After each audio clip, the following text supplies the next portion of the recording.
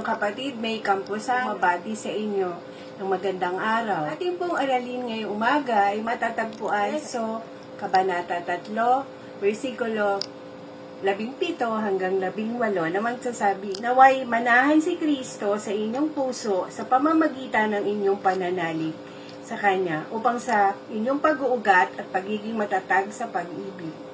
Maunawaan ninyo kasama ng mga hinirang kung gaano kadakila ang pag-ibig ng Diyos. Ay amo, saranghe, gihigugma kita, ay ayaten.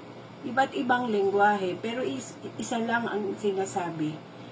Simple lang ang ibig sabihin, I love you.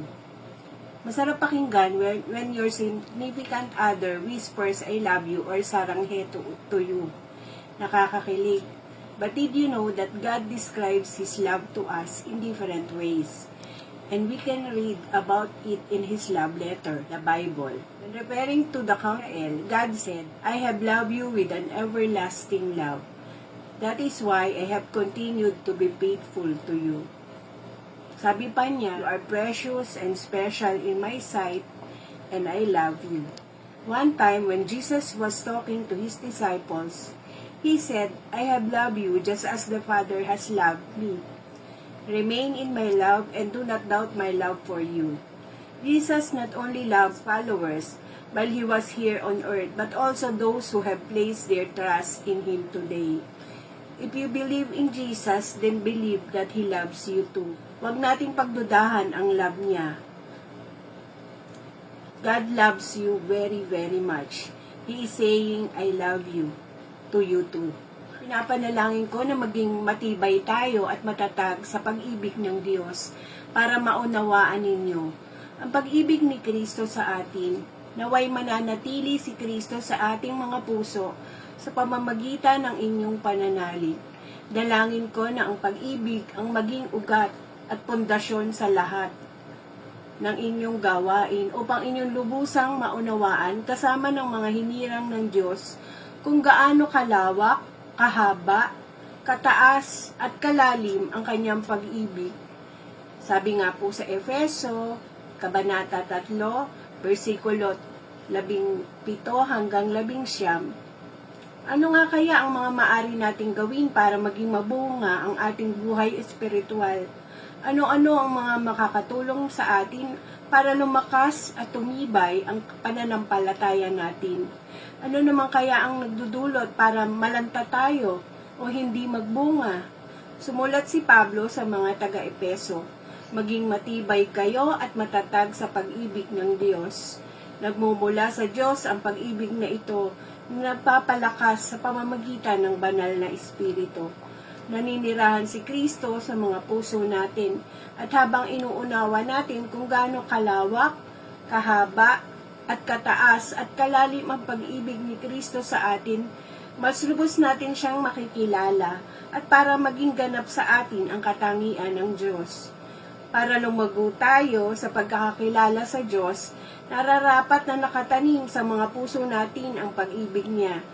Dakila ang pag-ibig ng Diyos na makakagawa ng higit pa sa hinihingi o inaasahan natin. Isang matibay na pundasyon ng pananampalataya, ang pag-ibig ng Diyos. Kristo higit sa lahat. Morning, tayo ay dumako sa ating prayer time para sa araw na ito ng ating morning devotion. Tayo ay manalangin. Banal at mapagkalingang Diyos, pinupuri ka namin sa napakagandang umagang ito o araw na ito na ipinagkaloob niyo sa bawat isa sa amin. Salamat po dahil damang-dama namin ang iyong presensya sa mga oras na ito sa pamamagitan ng iyong anak na naging instrumento ng iyong mga salita. Salamat po Panginoon dahil hindi na uubos, hindi natatapos ang mga aral na nais mong iparating sa bawat isa sa amin na nagsisilbing gabay, inspirasyon, sa aming journey sa aming buhay sa sanglibutang ito. Nawa, patuloy nyo kaming samahan sa kabuuan ng araw na ito. Ang mga kapatid namin na papasok sa kanilang tanggapan, opisina, paaralan na kanilang kinabibilangan. Tulungan nyo po sila. Nawa sila po ay samahan nyo at maging successful ang araw na ito para sa kanila. Pinagpipray ko rin sa iyo, mga kapatid namin na humihingi ng magandang kalusugan. Tulungan niyo po sila in the name of Jesus, sipuin niyo po sila ng iyong mapagpalang kamay upang ang kagalingan na nagmumula sa iyo ay makamit nila upang walang maging hadlang sa kanilang patuloy na paglilingkod sa iyo. Pinagpipray din namin sa iyo ang mga activity ng aming church, ang COMC. Salamat. Patuloy niyo po kaming i-bless ang kabuuan ng araw na ito.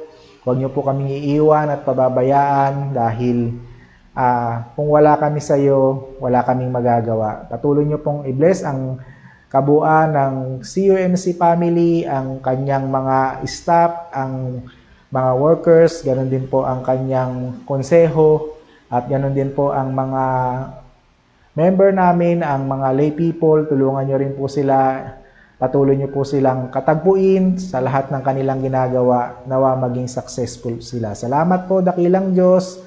Pagpalain niyo po ang kabuuan ng araw na ito, lahat ng mga nakikinig, nanonood, ang aming mga kakilala, ang aming mga kamag-anak, ang aming mga kasama sa ibayong dagat. Tulungan niyo rin po sila at nawa naabot din sila ng tinig na ito, ng broadcast na ito, at naging mapagpala rin sa bawat isa sa kanila.